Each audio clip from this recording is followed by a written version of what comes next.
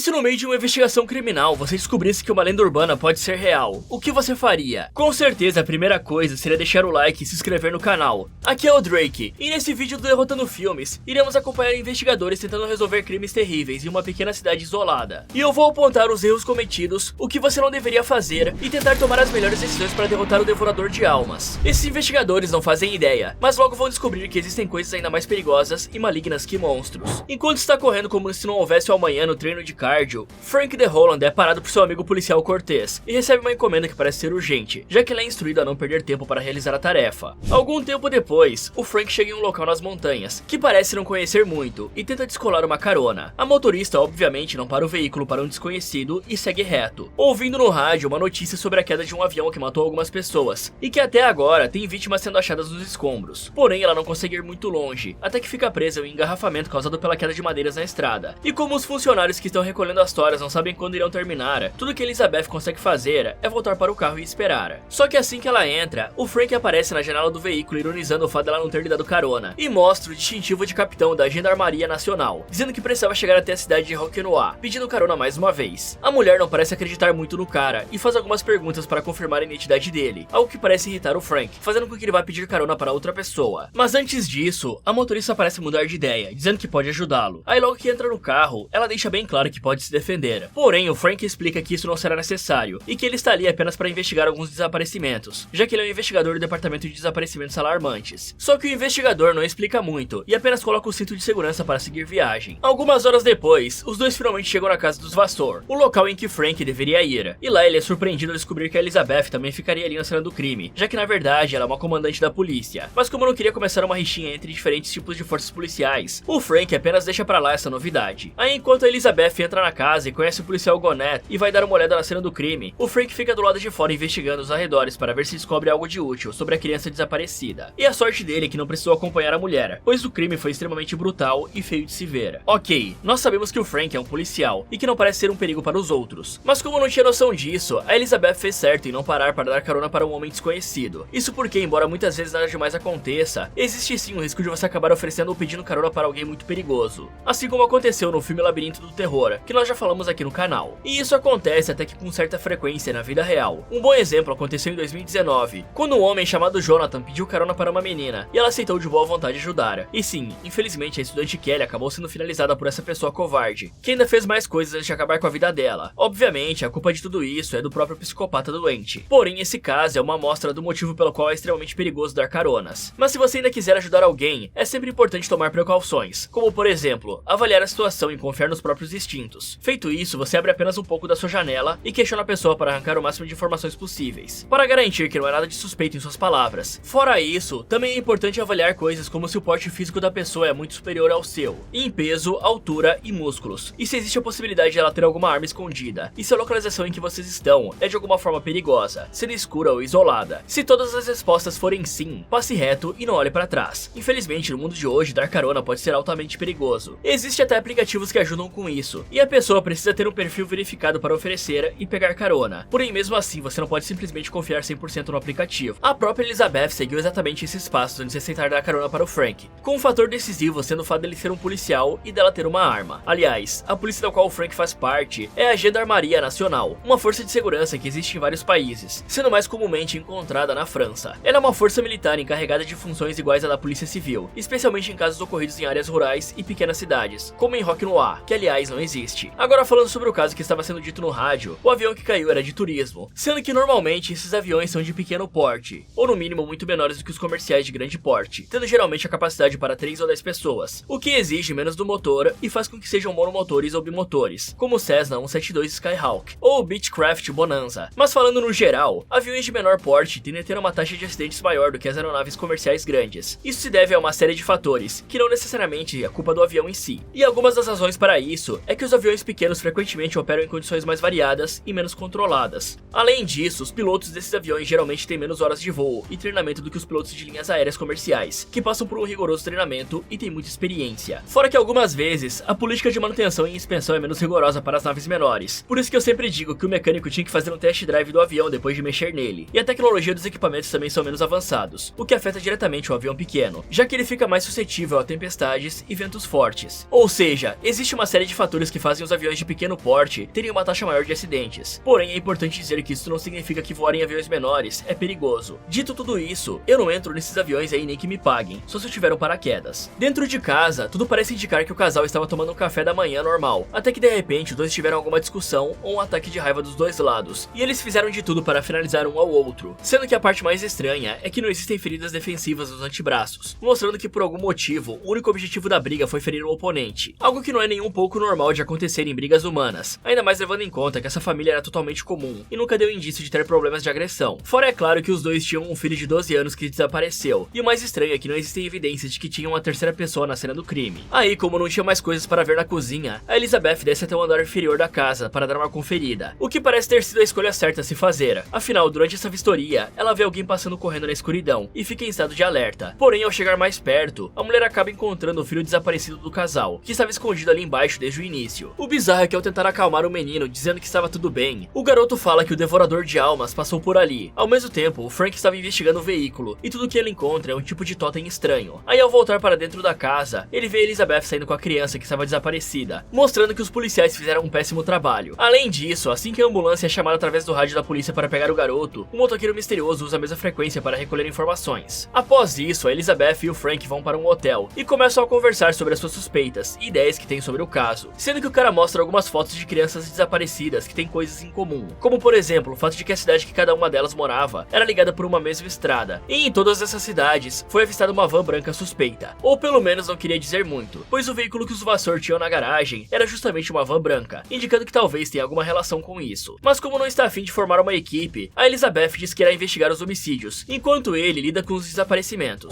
No dia seguinte, o Frank faz sua corrida matinal e decide tomar um bom banho, mas enquanto ele faz isso, uma pessoa entra no seu quarto e revira suas coisas antes de sair correndo, e ao tentar perseguir o invasor, o Frank fica comendo poeira, e o recepcionista do hotel fala não ter visto ninguém sair dali. Nesse momento, o cara vê a Elizabeth se aproximando e fala pra ela sobre o invasor, só que a mulher não liga pra isso, e diz que o trabalho do policial ali chegou ao fim, já que segundo a perícia, não tem sangue ou impressões digitais no veículo, algo que acaba sendo bem desanimadora. Bom, antes de tudo, eu tenho que falar sobre o quão incompetentes são esses policiais locais, pois a falta de pessoas não muda em nada o fato de que apenas um deles já poderia ter facilmente achado Evan se tivesse procurado direito no porão. Afinal, não é como se ali houvessem muitas passagens secretas para o menino se esconder, sem contar que alguns criminosos podem se esconder no próprio lugar onde cometeram um crime por conta de algum contratempo, por exemplo. Então, o mínimo que eles deveriam fazer era garantir que não tinha ninguém dentro da casa, e muito menos nos arredores, né? Afinal, aquele motoqueiro é um forte suspeito, pois alguns criminosos às vezes gostam de voltar ao local dos seus crimes, talvez para revisitarem suas mentes o ocorrido. E voltando a falar de incompetência, a Elizabeth também não foi a mais competente ao deixar o coitado do garoto ver os pais mortos na sala ao sair. O mínimo que ela poderia fazer era colocar o casaco na cabeça do garoto para tirá-lo dali. Pouparia um bom tempo com terapia fazendo isso. E se tratando das mortes, realmente não é nada comum que uma pessoa brigue com a outra e nunca tente se defender, pois a configuração de fábrica dos humanos é o desejo de proteger a própria vida. Tá certo que isso vem com defeito em algumas pessoas, mas esse desejo de sobrevivência, na maioria dos casos, é o responsável por fazer com que os humanos usem os antebraços para se defender de golpes, como se fosse algo pré-programado. Então, quando uma pessoa é atacada, especialmente em situações que envolvem armas brancas, como é esse o caso, a reação natural é levantar os braços para proteger as partes vitais, sendo isso que gera as feridas de defesa, o que acaba ajudando em muito as partes iniciais de uma investigação, já que pode indicar a natureza do ataque, a intenção do agressor e a arma utilizada. E apesar de não ser uma regra, vans e minivans tendem a ser muito utilizadas para o crime de sequestro, já que possuem muito espaço interno, facilitando a entrada e saída de pessoas, além de não chamar muita atenção. Fora isso, existem estudos e análises que indicam que os criminosos tendem a cometer crimes perto de onde moram, já que possuem mais conhecimento da área, sabendo os melhores pontos para atuar, como por exemplo, ruas com pouca movimentação no caso dos sequestros, sendo que segundo alguns estudos, a maioria dos sequestradores atua em uma área de até 8 km da própria residência. Agora falando sobre a pessoa que invadiu o quarto do Frank, não é à toa que essa cidade não recebe turistas, né? Existem algumas possibilidades a serem consideradas aqui, pois ou o criminoso estava escondido em algum dos quartos do hotel, ou o recepcionista era um cúmplice e mentiu sobre não ter visto ninguém. Agora levando em conta que a primeira opção é a mais provável, o Frank poderia ter pedido para ver uma lista dos hóspedes que fizeram uma reserva nas últimas 24 horas, afinal o criminoso dificilmente estaria ali antes disso. E com a lista em mãos, era só ir checando os quartos até encontrar o meliante. Além disso, galera, hoje em dia tem alguns influencers de viagem que estão tão acostumados com esse tipo de quartos sendo invadidos, que já desenvolveram métodos para impedir isso de acontecer. Isso nem é muito difícil, galera. Dá pra usar de cabides até presilhas para garantir que a sua porta não vai ser aberta por um desconhecido. Ou se ela for aberta, você vai acabar escutando por conta do barulho. É tipo a estratégia do Light de pôr o grafite na porta, só que mais barulhento. E eu prefiro a segunda sugestão desse cara. Nada como uma saraivada de tiro para receber bem o nenhum bandido. Depois disso, a Elizabeth vai até a delegacia municipal e se encontra com a prefeita de Roque Noir, Pascal Minot, que diz estar com muito medo, já que um crime tão terrível aconteceu por ali. E bom, a Elizabeth também diz estar com medo, só que o medo dela é por conta da incompetência da polícia local, que não conseguiu achar o menino escondido no porão. Mas os caras não parecem gostar nem um pouco de serem taxados e dizem ter feito tudo o que podiam, dando desculpas de falta de pessoal e coisas assim. E se a cidade é parada e vazia, esses caras estão sobrecarregados com o quê? O pior é que até mesmo a prefeita fica do lado dos policiais e fala que essas pessoas da cidade grande sempre chegam ali para lhes dizerem o que fazer, igual a quando o avião caiu ali perto algumas semanas atrás e foram os locais que tiveram que recolher tudo. Porém, a Elizabeth mostra que não está nem aí para o que eles têm para dizer e manda os caras se prepararem para irem até o necrotério, já que aparentemente algo foi descoberto no corpo dos Vasseur. Só que assim que Elizabeth sai da delegacia, a prefeita vai atrás dela e pede desculpa pela forma que falou, dizendo que a cidade está muito mal das pernas desde que uma rodovia foi construída ali perto, e as pessoas que estavam viajando pararam de se hospedar na cidade, fazendo com que toda a parte financeira fosse diminuída e os moradores tivessem que se mudar. A questão é que ela falou tudo isso apenas para dizer que não existem assassinos em Roque Noir e que a comandante pode ir embora. Só que Elizabeth obviamente caga para a opinião da prefeita e vai até o necrotério ver o que tinha sido descoberto. Paralelo a isso, o Frank vai até o hospital tentar falar com o Evan e acaba sendo barrado pela doutora psicóloga Carol, já que aparentemente o menino estava muito traumatizado para dar um testemunho. Mas o Frank não parece estar nem um pouco afim de esperar e dá um jeito de entrar de fininho no quarto do menino para ter uma rápida conversa com ele. Mas já de começo, o garoto fala perceber a voz de mentirosos. Por isso, ao invés de questionar diretamente sobre o caso, ele combina deles fazerem um joguinho de sim ou não e vai fazendo umas perguntas mais simples, como por exemplo, se a van branca é dos pais dele e se ele conhece as crianças da foto. O menino responde que sim para as duas perguntas e ainda diz que todas foram mortas pelo devorador de almas. E ao dizer isso, ele parece ficar com medo ao ver essa entidade ali no quarto, algo que o Frank não consegue enxergar. Porém, antes que a conversa continue, a doutora chega ali e manda o investigador embora pouco antes de perguntar ao menino o que o cara falou. Ok, é bom falar sobre a forma extremamente suspeita como aquela prefeita falou com a Elizabeth ao mandá-la embora. Aqui existem duas possíveis situações, uma é que ela é responsável ou cúmplice no crime, e a outra é que ela só está tentando abafar o caso dos crimes para evitar que a reputação da cidade fique pior e acabe ainda mais com a economia local. E digamos que ela agiu errado, independente de qual seja a verdade. Uma porque se for a criminosa, ela praticamente se entregou aqui, e outra porque ela tentou expulsar a comandante antes do caso ser realmente finalizado, o que poderia piorar ainda mais as coisas na cidade, pois se mais crimes continuassem acontecendo depois que a Elizabeth fosse embora, ninguém iria querer se hospedar por ali, e as pessoas que moram na cidade tentariam ir embora o mais rápido possível, para não entrarem na lista de defuntos. Agora, falando sobre o Frank ir até o hospital para falar com Evan, bom, a política médica e legal sobre esse tipo de coisa é bem delicada, e varia de acordo com a jurisdição e as circunstâncias específicas de cada caso. Apesar disso, existem algumas diretrizes gerais e práticas recomendadas para proteger o bem-estar das crianças, sendo elas uma avaliação inicial para saber se a vítima está em condições de participar de um interrogatório, o que obviamente depende de pessoa para pessoa, visto que o tempo necessário antes de uma criança dar testemunho depende da gravidade do trauma, da idade e da capacidade de entender e contar os eventos. Digamos que não ajuda muito a situação a Elizabeth ter deixado o garoto ver os pais mortos. Além disso, para garantir que a vítima não fique ainda pior, é necessário que profissionais capacitados façam as perguntas de maneira não sugestiva e que o ambiente seja o mais seguro e acolhedor possível, o que não parece ser muito o caso de um hospital. Mas no geral, esses são os passos mais recomendados a serem seguidos quando for preciso interrogar uma criança que passou por um estresse muito terrível. Então, a médica ter impedido o Frank até que está correto, porém eu suspeitaria pela maneira como ela agiu, que foi um pouco exagerada na minha opinião. Fora isso, uma coisa interessante de se observar é que o Evan realmente reconheceu aquelas crianças. Como todas são de cidades diferentes, podem ter duas possibilidades aqui. Isso talvez pode significar que eles já se viram na escola, o que é uma informação importante, porque como mencionado antes, os sequestradores tendem a cometer crimes em locais que já conhecem. E apesar de eu não ter falado mais cedo, as crianças conhecidas pelos criminosos são os alvos mais óbvios, já que a sua rotina é facilmente observada. Por isso, é bem possível que a pessoa responsável pelos sequestros seja o pai de algum aluno, ou mais provavelmente um funcionário da escola, que pode observar esses alunos o dia todo. E levando em conta o que aconteceu com os pais do garoto, no mínimo eles estavam envolvidos em tudo isso. Porém, fica no ar o mistério do porquê eles se finalizaram daquela forma. Já no necrotério, a Elizabeth é informada que cada um dos Vasseur foi golpeado mais de 50 vezes por vidros, facas e garfos, sendo que os dois até mesmo morderam um ao outro, já que tinha carne humana nos dentes e no esôfago. Além disso, é certeza que não teve interferência de outra pessoa. Fora que o marido parecia estar tão fora de si que continuou atacando mesmo quando a mulher não tinha mais pulsação, como se fosse um animal raivoso. Mas a parte mais estranha vem agora, pois durante a briga mortal os dois ficaram excitados e chegaram lá, se é que vocês me entendem. Ao mesmo tempo, o Frank vai até a casa de uma vizinha dos Vasseur e começa a interrogá-la para saber como era a família antes de tudo acontecer. No início, a mulher fica com receio de falar, mas logo diz que o casal não tinha nada demais, além do fato de ela quase nunca ver o marido daquela família. Além disso, a mulher também fala que na verdade, o menino é um esquisito interessado em espíritos, que fica por aí falando sozinho, sendo justamente esse o motivo dela suspeitar que o Evan finalizou seu cachorro. Além disso, ela fala que os policiais da cidade são os incompetentes, e nisso eu preciso concordar. Aí, percebendo que ela estava bem tagarela, o Frank decide mostrar as fotos das crianças desaparecidas, todas e perguntar se ela já viu alguma, já que todas sumiram pela região. O problema é que nesse momento, um careca chamado Arnold sai de dentro da casa e atrapalha a conversa, pagando uma de bonzão e jogando as fotos no chão, o que obviamente faz o Frank dar um chega pra lá no idiota. Então, o Frank recolhe as fotos e vai até a casa dos Vassaux dar uma olhadinha, descobrindo assim que os pais costumavam espionar o garoto por um olho mágico. Nesse momento, a Elizabeth aparece com uma arma e por sorte percebe que era o investigador antes de atirar. Aí enquanto ele investiga o quarto do menino, os dois conversam e trocam farpas, já que teoricamente, ambos poderiam ter fechado seus casos e ido embora, visto que o menino foi encontrado e que não parece ter um terceiro envolvido na morte dos pais. Ou seja, eles pensam igual, ao acharem que existe algo a mais acontecendo na cidade, pois a Elizabeth tem certeza que havia mais alguém, e o Frank está certo de que o Evan sofria agressões. E durante essa conversa, eles acabam percebendo que tudo estava limpo demais, e que o Evan definitivamente não vivia nesse quarto. Aí por isso, os dois vão até o porão, onde acabam descobrindo que o menino estava dormindo em um canto qualquer naquele cômodo escuro, fora que tinha um boneco de bebê transformado no que parecia ser o Devorador de Almas. A Elizabeth até tenta procurar sobre essa entidade na internet, porém não encontra nada, como se não existisse ou fosse uma lenda local pouco conhecida. O mais preocupante é que nenhum deles percebe que estão sendo observados enquanto vasculham o resto da casa, fora que o Frank vê que o computador da casa havia sumido. Mas nesse momento, a Elizabeth precisa se afastar para falar com seu comissário, e acaba descobrindo algo escondido no terreno embaixo de alguns galhos. Então ela chama o Frank para ajudar, e eles descobrem que o corpo do cachorro da vizinha estava bem ali. Só que antes que consigam discutir o assunto, a Elizabeth recebe uma ligação dizendo que outro corpo foi encontrado, e eles precisam ir até lá. Bom, a princípio você pode pensar que é muito estranho uma pessoa ficar excitada ou chegar nos finalmente enquanto está sofrendo, porém isso pode ser explicado de duas formas, sendo que ambas são bem pouco prováveis. A primeira é que essa pessoa em questão sinta prazer em ser brutalmente agredido, o que nem deve ser possível se ela não estiver muito doidona de sintéticos como o LSD ou cogumelos do Mario, que podem causar alucinações e mexer com a percepção de dor, e talvez nem assim. A única coisa que justificaria algo dessa magnitude seria uma nova substância, tipo aquelas paradas pesadas que geram aquelas notícias bizarras, de pessoas devorando o rosto dos outros. E como estamos falando da Europa, onde muitos países liberam ou descriminalizam o uso das paradinhas, nada impede de algum doidão ter criado uma parada nova. Já a segunda explicação tem a ver com relatos e estudos que sugerem que algumas vítimas podem experimentar respostas físicas inesperadas em situações extremas de estresse ou medo, incluindo a pequena possibilidade de chegar nos finalmentes. Porém isso é muito improvável e tem a ver com a liberação de hormônios e neurotransmissores que ocorrem no momento da luta ou fuga, que pode desencadear respostas físicas não controladas. Ou seja, chegar lá nessas situações não tem nada a ver com prazer ou consentimento, algo que é importante ressaltar, já que isso também pode ser traumático para a vítima, e a pessoa pode optar por nunca revelar por medo do que os outros pensarão. Agora, falando sobre o que o Frank descobriu, obviamente não é porque o Evan tinha um certo apreço pelo sobrenatural que ele era um agressor de animais. Afinal, muitas vezes os jovens assim são apenas nerds que amam o sobrenatural e aliens, e pode acabar sendo possuídos por um espírito no futuro. Agora, sem brincadeira, existe sim a possibilidade do menino ter feito isso, já que algumas crianças que sofrem agressões por parte dos pais podem acabar transferindo esses sentimentos negativos para os animais, como uma forma de descontar suas frustrações e raivas. Fora que elas podem ter dificuldade em desenvolver empatia e replicar o que sofrem em casa nos pobres animais. Só que como em tudo que envolve o psicológico humano, o contrário também é possível, e as crianças podem ver os animais como um refúgio para escapar do pesadelo da vida real, fazendo com que busquem um animal para fazer carinho e transferir um amor que não encontram em casa. Ou seja, sem pré-julgamentos, galera. E sobre o Devorador de Almas, realmente parece não existir nada sobre ele na internet, mostrando que ou é algo escondido em alguma cultura pequena, ou foi inventado para o próprio filme. Ah, e você não viu errado, tá? O careca babaca que jogou as fotos no chão é o mesmo que estava recolhendo os troncos lá no início, porém não tem muito o que falar sobre ele, pois pra mim, ele era o suspeito número 1 desde que mostrou sua careca brilhosa. Então, os dois vão até uma serraria e encontram a vítima Yannick com a cabeça enfiada em uma serra industrial. O policial local explica que esse cara é o dono da serraria e não tinha nenhum inimigo conhecido, fora que os negócios da empresa estavam indo muito bem, ou seja, assim como os Vassaux, ele não tinha motivo para ser morto, ou fazer isso por conta própria depois de dar uns goles da cerveja. E fora isso, também é encontrado um totem ali. Em seguida, a dupla de forasteiros vai até o escritório falar com Henry Malblanc, a pessoa que encontrou o corpo. O homem fala que tinha encomendado algumas pranchas e que ligou várias vezes para saber se elas estavam prontas. E ao não ter resposta, ele acabou indo ali conferir e deu de cara com aquela cena terrível. Aí a dupla faz algumas perguntas de rotina e libera o senhor para ir embora, dizendo apenas para ele não sair da cidade. Assim que o interrogatório acaba, o Frank fala para Elizabeth sobre o totem que ele achou na casa dos Vassaux. Os dois são iguais, mas com certeza foram feitos pela mesma pessoa. Aí, curiosos com o que isso significa, a dupla pergunta a respeito do Devorador de Almas para o Marcelino, que é o responsável pela polícia local. O cara não entende muito bem o motivo da pergunta, mas responde que essa entidade é um mito da vila usado para impedir que as crianças entrem na floresta para brincar e se percam. E segundo a história, a pessoa que é capturada pelo Devorador volta para casa sem alma, completamente diferente do que era. E apesar daqueles totens poderem ser a representação do monstro, cada família tem uma descrição diferente de como ele é. Aí, sabendo disso, a Elizabeth decide fazer algumas ligações, e o Marcelino aproveita para perguntar para o Frank se é tranquilo trabalhar com alguém que acabou de ser liberado após tentar assinar um contrato com o Vasco. Mas o Frank não dá bola para isso e manda o homem embora. Então Elizabeth se aproxima e diz que o superior dela não acha que um PC faltando e o corpo de um cachorro sejam o suficiente para uma investigação mais profunda. Essa frase faz o cara lembrar que deixou o computador no escritório da serraria, e os dois voltam correndo para pegar, porém já era tarde demais, ou quase, pois nesse momento eles veem alguém fugindo dali em disparada e vão atrás. O Frank persegue ele a pé pela floresta, e a Elizabeth vai de carro mantendo o cara em vista. O investigador até tenta ameaçar o ladrão dizendo que irá atirar se ele não parar, só que o criminoso não dá ouvidos e continua fugindo. Por sorte, o Frank alcança o meliante em um morrinho e consegue derrubá-lo, porém o cara só deixa a mochila para trás e foge rapidamente. O investigador acaba não atirando e deixando o bandido fugir, aí ele descansa alguns segundos e vai pegar o notebook que estava na mochila do ladrão. E como a mochila molhou, o cara arranca o disco rígido para evitar perder seus dados, só que ele guarda o HD no bolso, o que é um pouco suspeito. Ok, só para deixar claro, sim, existem algumas serras de serraria que podem identificar o contato com a pele humana e parar de funcionar na hora para prevenir acidentes graves. Porém, elas não parecem ser do mesmo modelo que essa que o Yannick cabeceou. Fora que mesmo que essa serra tivesse esse sistema, o cara provavelmente teria o mesmo destino, já que ele parece ter cabeceado com vontade a lâmina. E algo importante de notar aqui é que, como os Vassou, o Yannick tinha ingerido algo antes de agir como um lunático. E se você lembrar bem, eu disse que existe a possibilidade do casal estar sob o efeito de substâncias ilícitas que os fizeram agir daquela forma. E levando em conta que o serralheiro tinha bebido algo, eu começo a suspeitar de que alguém pode estar envenenando de propósito os moradores. Mas isso ainda é apenas uma suspeita, e também eu não tenho a mínima ideia do que faria alguém agir dessa maneira. Algum entendedor de paradinhas nos comentários aí pra responder essa pergunta? Brincadeira, galera, eu sei que vocês passam longe dessas coisas. Agora, se tratando do Devorador de Almas, seguindo o que o próprio Marcelino falou, é como se ele fosse a versão local do bicho-papão, uma entidade que existe em praticamente todas as culturas espalhadas pelo mundo, com apenas o nome e algumas características diferentes. E de acordo com a história, as pessoas afetadas por ele ficam completamente diferentes do normal, assim como os Vassou e o Yannick. Por isso, existem duas possibilidades aqui. A primeira é que esse mito realmente exista, e a segunda é que algum morador se apropriou dessa lenda para cometer seus crimes, colocando sintéticos na comida e na bebida das pessoas. Agora, falando sobre a idiotice do Frank, deixar o notebook dentro do escritório sem nenhuma supervisão, mesmo depois de ter o seu quarto invadido e descobrir que o PC dos Vassou foi levado. Bom, o mais provável aqui é que exista algo muito incriminador nesses computadores, e que esse criminoso pode ser o tal Devorador de Almas que está tentando se livrar dos seus inimigos, e das provas que eles possuem contra ele, mostrando que esses dois casos podem ter muita coisa em comum, além dos totens. E eu nem vou me aprofundar muito nessa perseguição estúpida dos dois, pareciam que eles estavam brincando de pega-pega, e não que ele queria pegar um criminoso. E se você estiver se perguntando por que raios o Frank não atirou no ladrão, na França o uso de força letal por parte da polícia é cercado por diretrizes muito rigorosas, sendo considerada último recurso, e a política de atirar em um criminoso em fuga é baseada na necessidade, proporcionalidade e legalidade, fazendo com que o uso de força letal seja justificado se o criminoso em questão for considerado uma ameaça grave e eminente à vida de outras pessoas ou dos próprios policiais. É tipo o que acontece no Brasil. Se você já viu um vídeo de perseguição policial, os coitados dos policiais têm que ficar seguindo os meliantes até cansar, sem poder fazer nada que possa ferir os coitadinhos. Apesar disso, eu acho que se o Frank se garantisse na mira, valia a tentativa de acertar uma perna, ou pelo menos um tiro de aviso para tentar fazer o cara parar de correr. E eu tenho que falar pra vocês que no momento que eu vi o Frank tirando essa arma do moletom, e a forma que ele fez toda essa abordagem, sem contar que o cara acabou de esconder uma evidência no bolso, somando tudo isso, eu desconfio se esse cara realmente é um policial. Se ele for, o treinamento dos caras tá feio, porque se você usa uma arma dentro de dois casacos, até você tirar ela do coldre, o bandido já teve a chance de te pipocar 5 vezes. Ao anoitecer, a Elizabeth vai até a igreja local dar uma olhada no livro de lendas, que fala sobre o Devorador de Almas, e a frase escrita é a seguinte: para que o monstro morra, é necessário que o homem pereça, invoque a clemência do céu e a justiça infame, pois apenas as lágrimas de sal repelirão o apetite do Devorador de Almas. Nesse momento, o padre chega ali e começa a conversar com a comandante, meio que sondando a mulher para ver o que ela sabe dos crimes, e se algo tem a ver com o Devorador de Almas e com algum morador. Mas assim que ela começa a pressioná-lo, o padre desiste e vai embora com o livro. Paralelo a isso, o Frank está dando uma olhada nos arquivos do notebook para ver se está tudo certo, quando recebe a chamada do Cortez, querendo saber se está tudo bem e como está indo a investigação. Então o Frank explica que as coisas ali estão uma bagunça e que finalmente parece ter encontrado algo valioso, pois os arquivos estavam tudo codificados, e como precisa de ajuda para decodificar, ele decide mandar para o seu amigo na esperança de que o cara consiga algo. Após isso, ele vai se encontrar com a Elizabeth e recebe todos os arquivos impressos sobre os dados do caso, além de também ser questionado sobre o cigarro que ele vive segurando, mas nunca fuma. Em resposta, o cara diz que esse é seu último cigarro e que ele irá fumar depois que resolver o caso dos desaparecimentos infantis, o que acaba sendo bem difícil, já que seria ótimo se render sempre que pensa na criança feliz que foi levada por algum doente. A Elizabeth parece ser uma pessoa técnica e fala que as chances das crianças estarem vivas após um período de 6 meses terem se passado são quase inexistentes, e que ele não deveria se prender a isso. Só que o Frank diz saber disso, assim como os próprios pais das vítimas, já que na verdade o que eles querem é achar os corpos para dar um enterro digno e prender o criminoso. E por estarem no assunto, o cara pergunta se Elizabeth tem filhos, e ela responde que tinha uma. O problema é que a garota começou a sofrer bullying na escola e agir de um jeito diferente. diferente. Isso até que infelizmente ela não aguentou toda a pressão. Aí vendo que essa pergunta foi demais para a mulher, o Frank decide servir mais bebida e derrama tudo nos papéis do caso, o que por sorte faz Elizabeth perceber que nenhum telefonema foi feito para a serraria. Sabendo disso, os dois vão na mesma hora até a casa do Henry Malblanc, tirar a limpo essa história, o que parece ter sido certo a se fazer, pois ao se aproximarem da casa, eles escutam a mulher do cara gritando e se separam para entrar. A Elizabeth rapidamente encontra a esposa deitada na cama do segundo andar com um golpe na garganta, enquanto que o Frank é atacado com um machado pelo Henry assim que dá as caras. Infelizmente ele perde a arma e acaba tendo que lutar e fugir para não ser finalizado. Tudo isso ao mesmo tempo que grita por ajuda. Pelo menos a Elizabeth desiste de estancar o sangramento da senhora, que convenhamos, aquela ali tinha zero chance de sobreviver, e vai para a sala salvar seu parceiro, acabando com a vida do agressor. Aí pouco tempo depois, a polícia local chega ali para isolar a área. O que ninguém sabia é que tinha uma pessoa observando tudo de longe novamente. Bom, por algum motivo as pessoas dessa cidade agem de uma forma extremamente suspeita, como se estivessem escondendo algo. Só que por incrível que pareça, isso pode realmente ser apenas uma aversão natural para com as pessoas de fora, o que é até comum em alguns lugares. E além disso, a Elizabeth também parece estar suspeitando de que o morador está usando a lenda do devorador de almas para cometer seus crimes, o que parece ser ainda mais suspeito, agora que o Frank encontrou esse tanto de arquivo criptografado no computador do Yannick, pois indica que alguém pode estar querendo se livrar dos inimigos, ou até mesmo de antigos alienados que sabem demais. E sobre o papo dos detetives, falando sobre a tendência dos pais fornecerem fotos dos seus filhos sorrindo para a polícia em caso de desaparecimentos, isso pode ser influenciado por vários fatores psicológicos e emocionais, como por exemplo a memória afetiva, em que eles preferem se manter apegados aos momentos felizes dos seus filhos, assim como o desejo da normalidade, aquela vontade de buscar conforto em imagens que representam felicidade e normalidade, fora é claro alguns motivos mais técnicos, por assim dizer, como o apelo emocional e a identificação positiva, que servem como um tipo de motivação extra para incentivar os policiais e o público a serem mais prestativos na busca, e também como uma forma de gravar mais fortemente a imagem da criança na mente das pessoas, fazendo com que seja mais fácil reconhecê-las. Além disso, as primeiras 48 horas desde o desaparecimento são críticas, já que esse é o período com mais chances de encontrar a criança com vida, e apesar dessa chance diminuir conforme o tempo passa, é sempre bom manter a esperança de que tudo vai dar certo, pois não é certeza que a vítima vai perder a vida. E apesar de serem raros os casos em que uma criança é encontrada com vida após meses de seu desaparecimento, eles ainda existem, como por exemplo o caso de Jace Dugard, em que a menina ficou 18 anos desaparecida e foi encontrada com vida em 2009 na Califórnia. E assim como as primeiras 48 horas, os fatores que vão decidir se a criança irá continuar viva ou não são os motivos do desaparecimento, o local, a idade e a experiência da vítima, e também a motivação do sequestrador em caso de sequestro. Fora, é claro, a repercussão do caso, pois quanto mais pessoas souberem, mais fácil fica de obter pistas. E tratando de tudo que aconteceu na casa dos Montblanc, é praticamente um procedimento padrão se separar para cobrir as possíveis rotas de fuga do suspeito. Sendo assim, a dupla não errou nisso. O maior erro mesmo foi o fato do Frank não atirar assim que viu o suspeito com o machado, que claramente era um perigo imediato. E sim, ele tinha tempo para isso, visto que o Henry estava a mais de 10 passos de distância. E um outro erro feio foi cometido pela Elizabeth, que tentou desesperadamente estancar o sangramento na jugular, ao invés de ir imediatamente ajudar o seu parceiro que gritava por ajuda. E eu digo que esse foi um erro feio, porque por mais que ela tentasse fazer pressão no ferimento, iria demorar pelo menos uns bons minutos para a ambulância chegar ali, o que honestamente é tempo demais para uma pessoa ficar viva com esse corte gigante no pescoço. Apesar disso, se ela não precisasse ajudar o Frank, a Elizabeth deveria ter feito o seguinte para tentar manter a mulher viva: ligado imediatamente para a emergência, pressionando fortemente o ferimento com um pano limpo, tendo cuidado para não obstruir as vias aéreas e inclinando a cabeça ligeiramente para reduzir o fluxo sanguíneo. E se o objeto ainda estivesse na ferida, era importante mantê-lo ali para não piorar o ferimento. Mas eu tenho que ser sincero com vocês, a ambulância podia ter asas que não ia ser rápido o suficiente para salvar essa daí. Então, o Frank é levado para o hospital, e a Elizabeth fica ali com o Marcelino para investigar a casa, garantindo que nada seja roubado. E dessa forma eles chegam em um quarto de criança, e percebem que a Jen, a filha do casal, tinha desaparecido. E por isso, um alerta é emitido imediatamente. O que eles não imaginavam é que a menina estava do lado de fora da casa, sendo sequestrada por uma luz bizarra. Assim como o Evan, que está no hospital, e é levado pelo devorador de almas. Sem saber disso, a Elizabeth continua investigando, e encontra um tipo de poema sobre o devorador de almas, que dizia algo mais ou menos como: o comedor, o devorador, o engolidor de inocência. Em sua festa das almas, ele alimenta seu poder. Nunca o convide para entrar, pois ele pode invadir a sua casa. Não responda a ele, não caia no vazio. Ele está na pele de quem você ama, e é lá que o monstro reside. Na manhã seguinte, todos se reúnem na delegacia e estudam tudo o que sabem sobre os casos, sendo que a legista aponta o quão bizarros são cada um dos crimes, pois todos são ilógicos e extremamente violentos. Fora que os homens chegaram finalmente durante a ação, assim como a mulher vazou, enquanto que a esposa do Henry nem tentou se defender. Além disso, tudo que eles encontraram na casa do Malblanc é um totem feito pela Jen, que parece ser uma entusiasta do devorador de almas, e justamente por todos serem algo a ver com essa entidade, o Marcelino começa a se questionar que talvez ele realmente exista, o que parece ser uma grande piada para os outros. Apesar disso, a Elizabeth fala que tal coisa realmente é possível. Afinal, assim como nas lendas, as pessoas envolvidas nos crimes pareciam estar fora de si, como se tivessem tido suas almas devoradas. Mas antes que possam discutir mais sobre isso, a psicóloga do hospital aparece ali e avisa que o Evan desapareceu na noite passada. Ela fala que não o encontrou em lugar nenhum e que ele precisava ser achado rapidamente, já que é um perigo para si mesmo e para os outros. Isso porque algum tempo atrás, ela teve uma consulta com o garoto e percebeu que ele estava sendo maltratado. Infelizmente, a assistência social não encontrou nenhuma prova disso na casa da família e encerrou o caso. Fora isso, ela acha que o menino é fascinado pelo Devorador de Almas, justamente porque esse monstro serve como uma forma de se proteger e justificar a violência dos pais. Tipo falar que eles só eram daquele jeito porque o monstro os pegou. E apesar dele estudar na mesma escola da Jean, ela fala que os dois não pareciam se conhecer. Ok, eu não mencionei antes pra falar sobre isso aqui, mas antes de cometer o crime, o Henry tinha bebido um pouco de vinho, pois é, ingerindo algo, assim como nos casos anteriores. E como aconteceu com os Vassaux, ele também chegou lá durante o seu momento de loucura, o que contribui com a minha teoria de que alguém está cometendo ou induzindo esses crimes através de uma substância alucinógena, colocada nos alimentos e nas bebidas. Agora, pensem comigo por um minuto. A Jean e o Evan eram fascinados pelo Devorador de Almas. Os pais do Evan eram abusivos e pareciam ter alguma ligação com o Yannick e com o Henry. O Yannick tinha arquivos codificados e um link muito suspeito em seu notebook que quase foi roubado. Isso está muito parecendo com um sistema de tráfico ou sequestro infantil, para fazer coisas piores. E tem uma quarta pessoa se passando pelo Devorador de Almas para atrair as crianças e eliminar pessoas que sabem demais. E de acordo com tudo que vimos até agora, eu suspeito que essa quarta pessoa possa ser justamente a psicóloga Carole. Isso porque durante a conversa com os dois investigadores, ela revelou que era psicóloga no mesmo colégio em que o Evan e a Jean estudavam. E se você tiver boa memória, vai lembrar de eu ter dito que os sequestradores costumam agir em locais que têm familiaridade e que seus alvos preferidos são as crianças que já conhecem, porque dessa forma eles têm uma noção muito boa de como elas agem. E ainda por cima, a Carole pode estar usando a substância alucinógena em uma quantia bem pequena para fazer com que as crianças vejam um tal devorador de mentes, o que não é muito difícil de fazer. E temos uma boa representação disso no filme Batman Begins, onde o vilão espantalho usa um tipo de gás alucinógeno para atacar o terror em suas vítimas. Sendo assim, o mais provável aqui é que a doutora trabalhava junto com as pessoas que foram mortas em um tipo de sequestro em massa de crianças para algum fim cruel. Até que por algum motivo tudo foi por água abaixo, e a Carole finalizou os antigos parceiros com a ajuda de seu único ajudante que ainda resta, e que foi responsável por sequestrar a Jean. E eu acho que ele sequestrou a Jean justamente porque a doutora deve ter capturado o Evan devido ao seu fácil acesso ao hospital. E sobre esse ajudante, ou ele é o motoqueiro que fica aparecendo nas cenas do crime, ou ele faz parte da equipe da polícia, para ter acesso fácil à cena do crime. Além disso, é possível que aquela tal denúncia para assistência social nunca tenha acontecido. Afinal, o processo de investigação e checagem de suspeita de maus tratos é muito complexo e delicado, feito para garantir que nada seja deixado para trás, fora que a denúncia foi feita por uma psicóloga, que tinha certeza de que algo errado estava acontecendo com a criança, e durante a entrevista e nos exames médicos com o Evan, ficaria evidente que o menino não estava bem da cabeça e que tinham ferimentos em seu corpo. Afinal, até mesmo o Frank percebeu isso quando visitou no hospital. Em resumo, seria quase impossível a assistência social simplesmente encerrar o caso, deixando por isso mesmo. Nesse momento, a Elizabeth recebe um telefonema de sua comissária, e recebe uma boa bronca pelo fato dela ter finalizado alguém com a própria arma, e estar no meio de um caso que envolve crianças, algo que provavelmente não deveria acontecer ainda, já que ela acabou de sair do hospital por tentar encerrar a gameplay, fora que ela também é retirada do caso, e ordenada a voltar para a cidade. Apesar disso, ela decide continuar investigando os casos, e vai com o Frank até o vale conversar com a diretora da escola, do Evan, para saber mais sobre as crianças desaparecidas. E durante a viagem, o cara agradece o fato dela ter salvo a sua vida, mesmo tendo que finalizar outra pessoa. Porém, do nada, a Elizabeth percebe que os dois estão sendo seguidos, e manda o Frank colocar o giroflex no carro. O bizarro é que na hora em que ela dá ré para alcançar o motoqueiro, o cara simplesmente fica parado atirando na luz da polícia até ser atropelado, como se tudo que o cara quisesse fosse destruir o giroflex, e o veículo acaba batendo em alguns troncos, fazendo com que Elizabeth ficasse mal das pernas. Por isso, o Frank decide ir atrás do motoqueiro sozinho, mesmo sabendo que o cara tem uma arma. E então uma perseguição se inicia na floresta, com vários tiros sendo disparados, porém o investigador consegue chegar até o bandido, já que ele estava com a perna quebrada e uma terrível fratura exposta. Aí, sem perder tempo, o Frank começa a interrogar o criminoso a respeito das crianças, o que infelizmente não dá em nada, já que o bandido estava ali por outros motivos. O homem mostra um pacote de uma substância sintética azul, que aparentemente é mais forte que a flaca. Fora que ele estava ali para investigar o avião que caiu, pois aquele avião estava transportando muita dessa nova substância, que eu vou chamar de azulzinha do mal. E bom, os motivos vocês já sabem, né? As mortes da cidade são os efeitos de consumir a azulzinha do mal em grande quantidade. E assim que termina de explicar isso, o bandido vai ver se no céu tem pão. Algum tempo depois, a Elizabeth acorda em uma cama de hospital após ter pesadelos com a morte da sua filha, e vê que o Frank estava do seu lado, pronto para contar o que aconteceu. Alguns minutos depois, o cara sai para pegar um café e recebe um telefonema do Cortez. O homem diz ter conseguido acessar o link que tinha no computador do Henry e explica que dava em um site extremamente criminoso, coisas que eu não preciso dizer, mas que vocês provavelmente sabem do que eu estou falando, já que envolve menores de idade. Fora isso, o Cortez diz que deu seus pulos e conseguiu identificar os nomes de alguns administradores do site, graças ao endereço de IP, sendo que 3 deles são Laurent Vassaux, Yannick Drocot e Henri Maublanc. A questão é que o quarto membro atua como um receptor invisível e não pode ser identificado. Só que apesar disso, o Cortez conseguiu descobrir que os sinais eram enviados para uma área que fica a 32 km de Roquenoir. Além do mais, o cara tenta convencer o seu amigo de que esse caso é grande o suficiente para precisar também ser reportado reportada ao departamento. Porém, o Frank pede mais um dia para investigar. Aí, com o endereço em mãos, ele pergunta para a recepcionista do hotel onde fica aquele local, descobrindo assim que fica ao lado do antigo sanatório. Então, ele pega o carro da recepcionista e vai embora para o endereço, ou quase isso, pois antes a Elizabeth aparece ali e decide que vai junto. Bom, antes de tudo eu tenho que falar como os franceses são solícitos, ou o Frank é muito bom de papo, porque ao menos que tivesse alguém morrendo, eu não ia largar meu carro na mão de um desconhecido pro cara ir fazer uma investigação num lugar abandonado. E eu digo isso porque esses dois acabaram de destruir um carro. Ele que peça um táxi ou um Uber e vai até lá investigar, ou peça uma viatura da polícia emprestada. Por mais que seja legal você contar para seus amigos depois que teu carro virou um queijo suíço por conta de ter emprestado para um policial que se envolveu em um tiroteio, eu acho que o valor de venda vai baixar bastante, e não aumentar com essa história. E eu não faço ideia do porquê o motoqueiro queria tanto destruir o Giroflex. Porém, o fato dele ter ficado parado igual uma estátua foi o que deu a oportunidade para mais tarde o Frank o alcançar e fazer algumas perguntas tratando ele com aquele carinho merecido, descobrindo assim que aquele vilão carregava uma substância ilícita extremamente poderosa e que os efeitos das mortes são resultados de uma alta dose da azulzinha do mal, o que também faz com que a minha teoria fique cada vez mais perto da realidade. E caso você não saiba, a flaca realmente existe e é uma substância sintética muito poderosa. Seus efeitos variam de pessoa para pessoa, mas no geral ela costuma dar uma sensação de euforia, alterações de percepção, alucinações e comportamento agressivo, coisas que foram vistas no caso de Roquenoa, só que em um nível muito pior, já que a azulzinha do mal é uma evolução da flaca. Agora falando sobre a conversa do Frank com Cortez, antes de tudo é bom explicar que a internet é dividida em camadas, e para dar uma resumida simples, apenas para deixar vocês por dentro, é como se existisse a Surface Web, que é onde nós meros mortais ficamos usando o nosso YouTube. A Deep Web, que é um pouco mais complicada de acessar, não é indexada e tem conteúdos um pouco mais aprofundados em certos temas, mais pesados e que não podem ser acessados facilmente, por conta de restrições, e precisa de um navegador específico para entrar lá. E dentro da Deep Web, fica a Dark Web, a parte da internet que só tem desgraça, e tá lotada de atividades ilegais e discussões que fazem a treta do Haluca parecer um prezinho. Dito isso, é realmente possível encontrar endereços de IP de alguns usuários da Dark Web. O problema é que para isso é preciso muito empenho, conhecimento e vontade de não desistir, já que o que não vai faltar são complicações para esse objetivo, visto que existem várias camadas de proteção para manter o anonimato. Isso porque muitas coisas da Dark Web usam serviços da Onion, que são acessíveis através do Tor, fora uma questão de outros fatores que nem vale a pena falar, mas em resumo, é muito difícil e tem o risco de você acabar se ferrando ao fazer um passeio por lá. Mas é claro que isso tudo é apenas uma visão geral e simplificada do assunto. Aí, como o Frank não consegue tirar Elizabeth do carro, os dois vão juntos até o antigo sanatório, e chegando lá eles não perdem tempo, sacam as armas e se separam para cobrir uma área maior de investigação. Assim que começa a escurecer, a Elizabeth dá de cara com Gonnet, que diz ter sido mandado até ali para procurar pelas crianças. O estranho é que o cara some de vista logo após perguntar se a mulher estava sozinha. Isso deixa Elizabeth com uma pulga atrás da orelha, e ela vai atrás dele pronta para atirar, chegando assim em uma piscina vazia com uma câmera ligada no meio. O problema é que ao se aproximar do objeto, o Gonnet aparece nas suas costas e acerta a cabeça dela, dizendo que ela não deveria ter se intrometido nos negócios deles. Por sorte, o idiota decide tentar finalizá-la com uma faca e toma uma mordiscada, que dá a oportunidade para Elizabeth largar o pipoco no cara. Nesse momento, o Frank chega ali por causa dos barulhos de tiros e vê que o corpo do policial tinha uma chave bem suspeita. Aí o Frank pega essa chave e leva Elizabeth até uma porta preta que ele tinha visto anteriormente. Lá dentro, eles encontram algumas fantasias que pareciam pertencer aos membros do site, mas antes que pensem sobre isso, eles escutam uma música vindo de uma passagem escondida e vão investigar. Lá embaixo, a dupla encontra vários cômodos que foram transformados em cenários, como uma escolinha, sala de jogos, dentista e etc. Sendo que ao entrar no quarto de cirurgia, eles encontram a Ginny e o Evan presos. O Evan parece não se lembrar dos agentes e fica com medo no início, mas ao entender que eles estavam ali para ajudar, a Ginny começa a contar tudo o que aconteceu. Aparentemente, os pais deles nunca foram muito normais, só que isso tudo piorou quando o Devorador de Almas apareceu, pois a partir disso, seus pais passaram a fazer coisas horríveis com eles, e depois com outras crianças que pegaram nas ruas, para variar o conteúdo. Aí, quando Elizabeth pergunta quem foi o responsável pelos crimes, a Ginny recita o poema que a mulher leu no livro da igreja, e com isso dito, ela conta que os céus ouviram as suas orações, e enviaram as lágrimas de sal para a floresta. Aí ela pegou essas lágrimas de sal e testou com o Evan no cachorro da vizinha, para ver o que aconteceria. Afinal, para matar o Devorador de Almas, é preciso acabar com o corpo que ele habita. Aí vendo que o cachorro foi de base, os dois decidiram colocar essas lágrimas de sal na comida e na bebida dos pais e do Yannick e no vinho do Malblanc. Ou seja, foram eles que acabaram com os próprios pais, usando a azulzinha do mal que caiu do avião. Porém, mesmo ao ficar sabendo disso, tudo que o Frank quer saber é sobre onde estão as outras crianças, o que é respondido como sendo atrás da porta vermelha. Ok, primeiramente vamos falar sobre as armas da polícia francesa, e qual é que a Elizabeth deve estar usando. Falando no geral, a polícia francesa costuma usar algumas pistolas, como a Walther PP, a Sig Sauer SP 2022, a Glock 18 e a HK. No caso da Elizabeth, provavelmente ela está portando uma Sig Sauer, com munição de ponta oca ou de metal, que podem ter poder suficiente para perfurar um colete de polícia, assim como o que o Gonnet estava usando. Tudo isso depende da munição e do nível de proteção do colete, já que não existe colete à prova de bala, e sim colete resistente à bala. sala. A questão aqui é que o Gonete foi apenas um imbecil em tentar fazer gracinha na hora de finalizar a comandante treinada. Afinal, o colete só protege, mas você ainda sente a energia da bala, e digamos que esse cara aqui ficou mais furado que peneira. A Elizabeth também poderia ter diminuído o risco ao andar de costas e lentamente até a câmera, isso porque ela já sabia que não tinha ninguém ali, e não pareciam ter passagens ou esconderijos para o cara aparecer do nada. Além disso, a gente também poderia ter gritado para o Frank e avisar que o Gonete poderia ser um suspeito, e que não devia confiar nele. Ou para deixar as coisas ainda mais fáceis, ambos poderiam ter iniciado uma ligação de voz antes de entrar no sanatório, ou levado um rádio. Dessa forma, a comunicação seria rápida e efetiva, e os dois saberiam imediatamente se algo urgente acontecesse. Se bem que nesse caso aqui, eu não acho que se separar seja a melhor ideia. Afinal, é diferente de uma casa onde você pode cobrir duas saídas diferentes. Esse lugar aqui é gigante, e se quem estiver ali dentro quisesse fugir, ele vai conseguir. O mesmo serve se o meliante quiser pegar um deles de surpresa, pois lugares assim têm vários cantos escuros, que ele podia se esconder para um ataque furtivo. E estando em dupla, se um fosse pego, teria o outro para reagir. Agora, falando do depoimento da Ginny, a história é quase como eu imaginei. No entanto, foram as próprias crianças que acharam a azulzinha do mal e decidiram acabar com os criminosos, o que é bem difícil de se acreditar no caso do Yannick, já que elas teriam que colocar a substância em um recipiente lacrado e depois fechar mais uma vez para que o cara não percebesse. Ou essa garota é uma ninja e nós não sabemos. Só que antes que possam pensar sobre isso, a energia do local é cortada, mostrando que o Devorador de Almas finalmente veio atrás dos investigadores. Aí, como poderiam estar em desvantagem, a Elizabeth liga para a delegacia e pede reforços para o Marcelino, enquanto o Frank liberta as crianças. O problema é que na ligação, o Marcelino informa que, segundo os dados da polícia, não existe nenhum Frank de Holland, já que a identificação corresponde apenas a um tal de Cortez Benjamin. Ao descobrir isso, a Elizabeth fica encarando o homem e dá a chance dele perceber que algo estava errado, sacar a arma e sair da sala para prendê-los ali. Aí, 100% motivado por algum motivo muito oculto e nada óbvio, sim, isso tem ironia na frase, o cara vai atrás do Devorador de Almas, porém é ele que acaba sendo encontrado e cai duro ao ser eletrocutado. Por sorte, a Elizabeth e as crianças conseguem escapar daquele quarto e chegam até a parte de cima em poucos segundos. Nesse momento, a energia é restaurada e a Devoradora de Mentes aparece na frente de todos, ameaçando o Frank com uma arma, para saber o motivo de ter vindo até essa cidade. E sem surpresas, o homem revela que está ali para encontrar o seu filho que foi sequestrado. Aí, por algum motivo, a idiota encapuzada vira a arma para Elizabeth e dá a oportunidade perfeita para o cara atacar, tirando a arma da sua mão e usando o taser como vingança antes de tirar a máscara e revelar que a Devoradora de Almas era a psicóloga. Então ele não perde tempo e pergunta sobre o seu filho, mas tudo que a criminosa faz é rir da cara dele e mostrar um vídeo em que seu filho estava sob o efeito da substância e alucinando com medo. Aí, vendo que as coisas podiam piorar, a Elizabeth pega a mulher e leva até a porta vermelha lá de baixo, e infelizmente as crianças sequestradas realmente estavam lá. O problema é que era em forma de cinzas, já que todas tinham sido finalizadas e cremadas. E como se isso já não fosse doloroso o bastante, a criminosa fica zombando da cara do Frank repetindo papai, o que quase faz ele atirar nela. Só que por sorte o homem desiste da vingança. O mesmo não pode ser dito das crianças, já que elas aparecem por trás e fazem a mulher ingerir uma boa quantidade de azulzinha do mal. Aí, percebendo que não precisa mais fazer nada, o Frank simplesmente coloca um canivete no chão e sai da sala para deixar a própria psicóloga fazer o trabalho, algo que não demora muito para acontecer. Com isso feito, o Frank joga álcool em tudo que tem ali embaixo, fuma seu último cigarro e ateia fogo no prédio. Aí ele vai para fora, entrega a arma para Elizabeth e sai andando sem rumo pela escuridão, sabendo que finalmente resolveu o caso do próprio filho. E quando Elizabeth pergunta quem ele é, o cara fala apenas que é um fantasma. E galera, deixa eu dar um recado aqui. Eu não sei se vocês sabem, mas esse aqui não é o meu único canal no YouTube. Afinal, meu objetivo é derrotar o YouTube, no bom sentido, é claro. Além do Derrotando Filmes, eu tenho mais 3 canais ativos aqui, com vídeos novos toda semana. Um deles é o Resumindo Filmes, onde eu falo sobre outros tipos de filme que não se encaixam aqui no Derrotando Filmes, e lá eu faço um resumo desses filmes para contar a história completa para vocês. Também tem o Abismo do Medo, onde abordamos diversos temas perturbadores e bizarros, até mesmo mistérios que nunca foram resolvidos, como o desaparecimento de pessoas. E por último tem o Sombras Criminais. Nesse canal nós falamos sobre True Crime, ou seja, casos criminais, detalhando toda a história de cada caso, para mostrar como a mente humana pode realmente ser perversa. Então, para quem gostar, eu vou deixar os canais aqui no card e também no comentário fixado. Fala galera, esse foi como derrotar o Devorador de Almas. Você acha que conseguiria sobreviver? Me contem nos comentários. E se você fosse capturado por um psicopata e tivesse apenas 20 minutos para fugir, o que você faria? Quer saber se essa mulher vai conseguir escapar? Então clique aqui nesse vídeo, ou aproveite para ver outras sugestões do Derrotando Filmes. Muito obrigado por assistir, e tome muito cuidado com as pessoas, pois elas podem ser muito pior que qualquer lenda que tem por aí.